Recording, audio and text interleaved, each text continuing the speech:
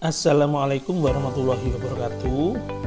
Untuk praktikum daring pada malam hari ini, pada modul keempat ya kurang lebihnya, akan kita bahas materi lanjutan dari modul praktikum pertemuan minggu yang lalu.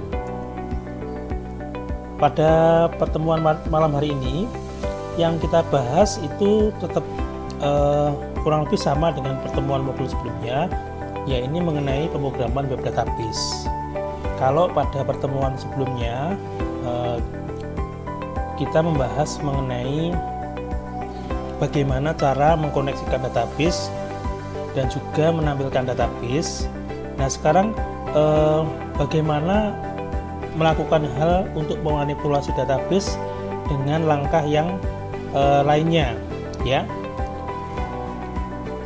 Nah di sini tujuan untuk praktikum pada malam hari ini itu adalah yang pasti, yang pertama adalah mampu membaca data pada database, kemudian mampu mengubah data pada database, lalu menghapus data pada database. Intinya di sini lebih membahas mengenai manipulasi database. Kemudian saya lanjutkan. Nah, untuk membaca data ini maksudnya adalah menampilkan data. Artinya jika kita membuat sebuah database, kemudian di dalam database itu ada tabel, tugas praktikum, pembahasan praktikum pada malam hari ini itu adalah bagaimana caranya menampilkan data yang ada pada tabel di dalam database ke browser.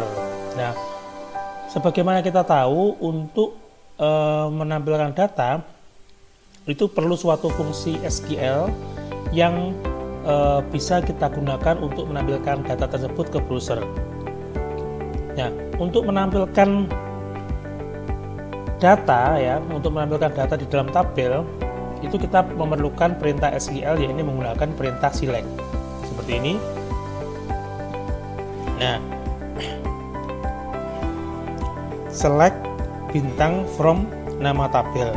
Nah, kemudian agar nanti data pada tabel di dalam database itu bisa ditampilkan di browser, maka perlu adanya fungsi yang lain ya, agar nanti bisa tertampil ke browser. Nah, kita memerlukan variabel yang baru untuk mengkoneksikan sekaligus nanti menampilkan data ke browser ya. Nah, variabel itu dinamakan variabel data.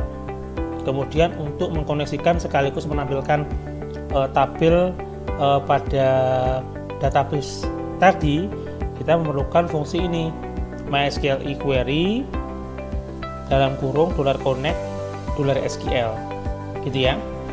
Kemudian dilanjutkan dengan fungsi perulangan seperti ini. Nah, agar nanti bisa tampil di browser maka perlu perintah echo ya, perlu perintah echo. Kemudian ditampilkan kembali ID-nya, nama, umur. Nah, artinya ID, nama, dan umur ini merupakan atribut pada tabel view data.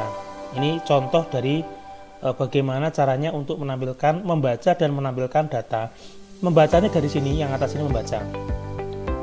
Nah, untuk menampilkan data itu mulai dari sini sampai bawah sini. Oke, kita lanjutkan. Nah, ada beberapa fungsi PHP untuk menampilkan data.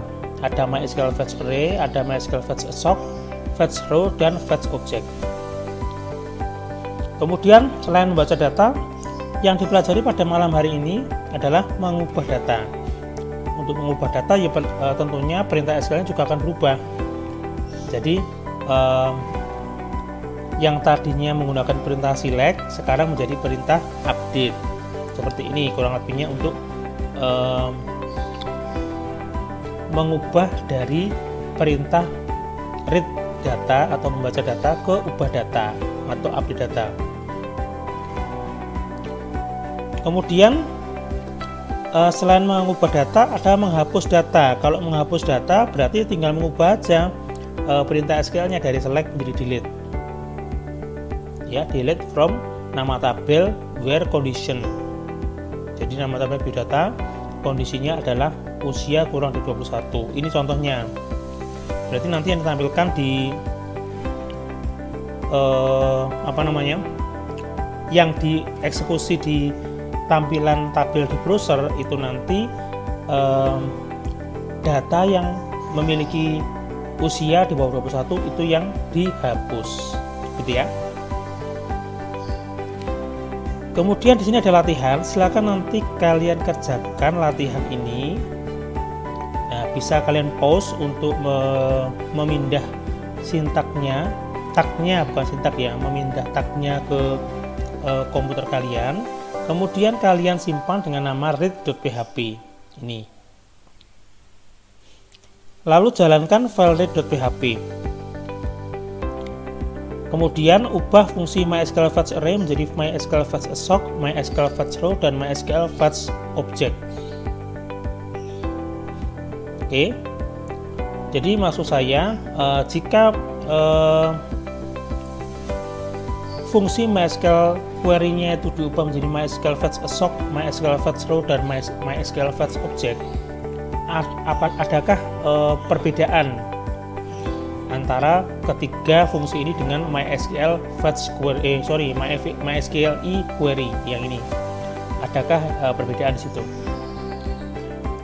Kemudian untuk mengubah data, ini latihan 2. Ini latihan 2. Latihan 2 itu bagaimana langkah untuk mengubah data tadi. Jadi ada data ya, ada data, tabelnya biodata ya nanti ya, isinya tadi ID, nama, sama usia. Nah, kemudian pada latihan kedua yang mengupdate itu langkahnya adalah kalian tampilkan nanti di screenshot, ditambahkan ada fitur update. Kemudian di dalamnya nanti pada saat memasukkan data itu ada data usia dan ID ya, usia dan ID. Di situ kan ada 3 ya, ada ID, ada nama, dan usia. ID, name, sama age. Nah, yang diupdate berarti nanti yang sebelum diupdate diinputkan dulu ya, diinsertkan dulu. Nanti ada 3 data ya, ada 3 data, ID-nya 1001, 1002, sama 1003. Oke, kemudian namanya bebas. Nanti namanya kalian isikan bebas namanya. Kemudian untuk untuk usianya itu nanti 18, 19, dan 19. Jadi yang ID-nya 1001 itu usianya 18, yang ID-nya 1002 usianya 19, yang ID-nya 1003 itu usianya 19. Jadi nanti kalau misalnya diubah ya, maka ubahlah data yang memiliki usia 19 dan ID 1003 tadi. Jadi biar lebih mudah pemikirannya, data yang diinputkan itu misalnya pada ID 1003 usianya saya anulir di sini ya, usianya misalnya 20. Usianya 20. Berarti yang diubah adalah usia 20 ke 19 yang ber-ID 1003. Nanti di screenshot bagaimana hasil awalnya yang tadinya usianya 20 menjadi 19 pada ID 1003. Kemudian untuk yang menghapus ya, untuk yang menghapus ini berarti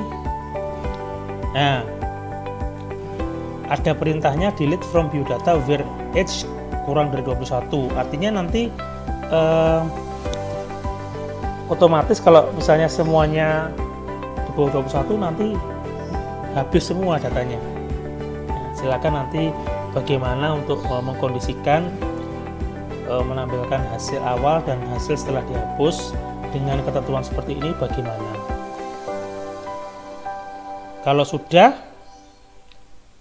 di sini ada tugas praktikum. Nah, tugas praktikumnya gunakan kembali data mahasiswa pada tugas praktikum modul ketiga.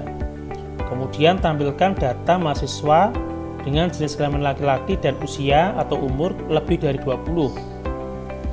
Kemudian ubah beberapa mahasiswa melalui sintak PHP, tunjukkan perubahannya, hapus beberapa data mahasiswa melalui sintak PHP, tunjukkan perubahannya. Nah, bikin laporannya di tugas praktikum. Jadi latihannya ada 3, itu kalian letakkan di bab 3. Tugas praktikumnya di sini nanti kalian letakkan di bab 2. Baik, jika ada yang masih kurang jelas atau masih bingung, silakan kalian tanyakan melalui via WA. Oke. Satu lagi untuk revisi modul pertama dan modul kedua nanti akan segera saya informasikan pada minggu ini. Tolong segera diselesaikan yang revisi untuk memperbaiki nilai modul 1 dan modul 2, laporan modul 1 dan laporan modul 2 sebagai tugas pertama sama tugas kedua. Oke. Paling lambat hari Sabtu ya, atau hari Minggu lah, paling lambat hari Minggu. Tolong nanti apabila sampai hari Minggu belum saya kirimkan data revisian untuk modul laporan praktikum 1 dan 2, tolong diingatkan via WhatsApp ya. Jangan bapri ya. Kalau bapri nanti teman-temannya nggak ada yang tahu gitu ya. Mohon untuk dikirimkan, diingatkan. Jika saya kelupaan, mengingatkannya melalui grup ya, jangan bapri. Oke. Baik, dengan demikian untuk penyampaian modul praktikum yang keempat saya akhiri sekian.